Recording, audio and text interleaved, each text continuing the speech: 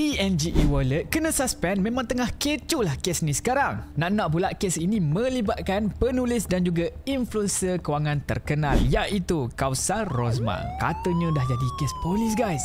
So, apa sebenarnya yang berlaku? Jom dah explain. So, kronologi bermula pada 11 November 2025 apabila akaun TNG e-wallet milik Kauthar telah pun disekat tanpa sebarang notis. Dia tak bagi tahulah melalui SMS ke, email ke, call ke, tak ada. So, pada 13 November, Kauthar telah pun kontak dengan TNG untuk mendapatkan penjelasan lah kenapa akaun dia kena block dan sebagainya, tetapi pihak TNG tidak memberikan sebarang jawapan. Jadi, Kauthar ingat maybe ada kesilapan teknikal lah kan. So pada esoknya 14 November finally TNG minta dokumen pengesahan dan mereka maklumkan yang proses ini akan selesai dalam masa 5 hari. Tapi tunggu selepas 1 minggu masih tak ada apa-apa update. So setelah 10 hari pada 24 November Kauthar pun follow up lah semula dan di sinilah baru dia tahu yang di mana dokumen yang dihantar semua tu masih lagi belum diproses dan baru nak dihantar kepada jabatan yang berkaitan. Maksudnya dah seminggu berlalu tanpa sebarang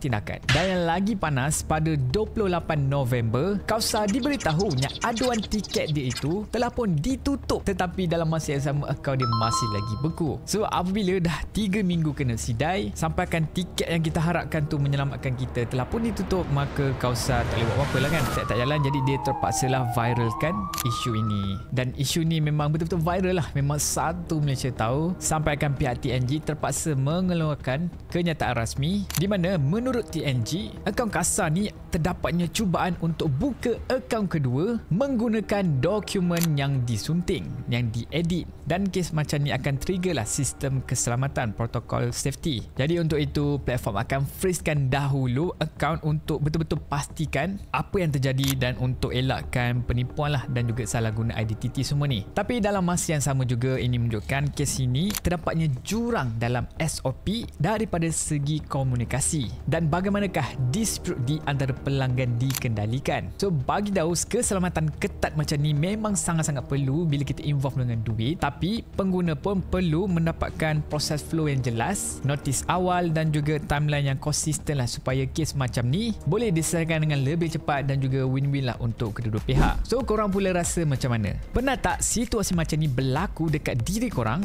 ataupun kepada siapa-siapalah orang yang korang kenal? Dan apakah yang patut diperbaiki both dari sisi user sendiri dan juga platform sendiri? So guys, please komen pendapat korang, Daus nak dengar. Dan yang paling penting sekali, jangan lupa like video ni, share juga video ni dekat kawan-kawan korang. Jangan lupa follow Daus supaya korang stay up to date terhadap segala isu-isu yang panas macam ni. So guys, itu saja, jumpa lagi korang semua pada next video. Ciao.